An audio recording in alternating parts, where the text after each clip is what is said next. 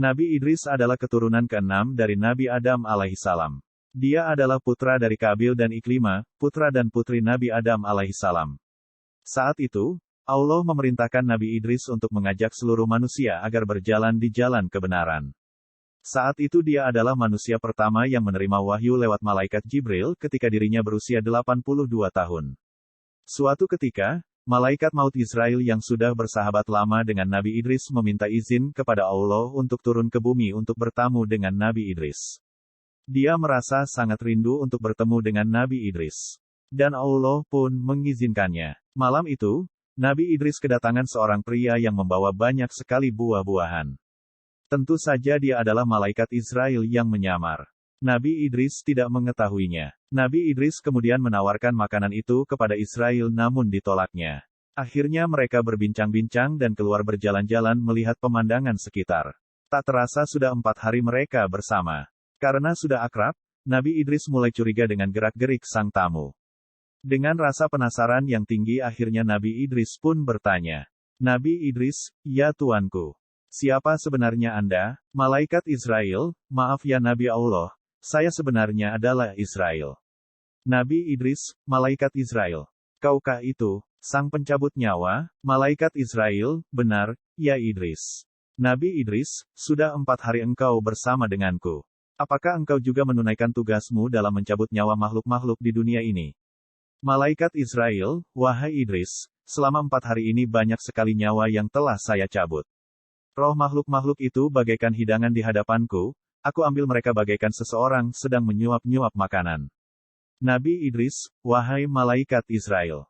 Lantas apa maksud kedatangan engkau kemari? Adakah engkau ingin mencabut nyawaku? Malaikat Israel, tidak Idris. Saya datang memang untuk mengunjungimu, karena saya rindu dan Allah mengizinkan saya. Nabi Idris, wahai Israel. Saya punya satu permintaan dan tolong kabulkan. Tolong cabut nyawa saya, dan minta izin ke Allah untuk mengembalikan nyawa saya.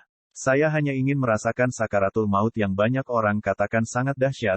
Malaikat Israel, sesungguhnya saya tidaklah mencabut nyawa seseorang pun, melainkan hanya dengan izin Allah. Kemudian Allah mengabulkan permintaan sang Nabi. Dan malaikat Israel pun mencabut nyawa Nabi Idris saat itu juga. Malaikat Israel menangis melihat sahabatnya merasakan kesakitan. Setelah mati, Allah menghidupkan kembali Nabi Idris. Setelah hidup Nabi Idris menangis sejadi-jadinya. Dia tidak bisa membayangkan jika manusia-manusia lain mengalami sakaratul maut dengan kedahsyatan yang sama. Nabi Idris tidak tega jika ada umatnya harus sengsara di ujung hidup dan mati. Sejak saat itu, Nabi Idris makin giat mengajak umatnya untuk senantiasa berbuat kebaikan dan jujur untuk hal-hal kebenaran.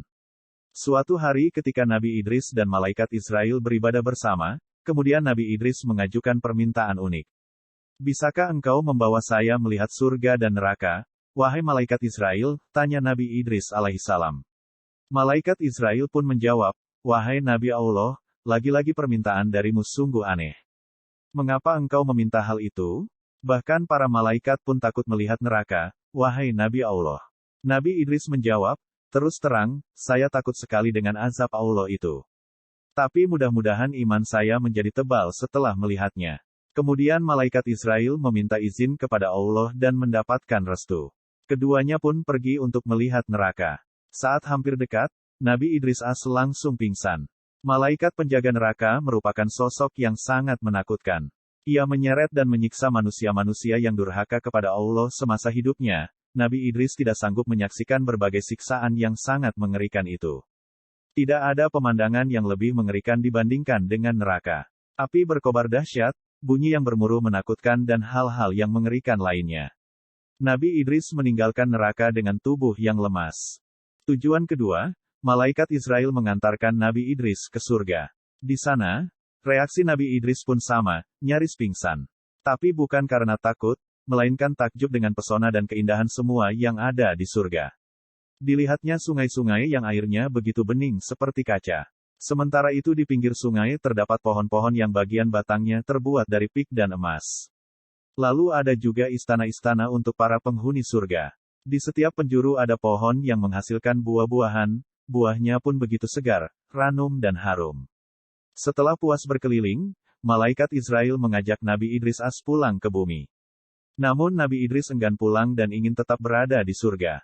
Tuan boleh tinggal di sini setelah kiamat nanti. Setelah semua amal ibadah dihisap oleh Allah, baru Tuan bisa menghuni surga bersama para nabi dan orang beriman lainnya, ujar malaikat Israel. Kemudian Nabi Idris As menjawab, saya ingin beribadah kepada Allah sampai hari kiamat nanti.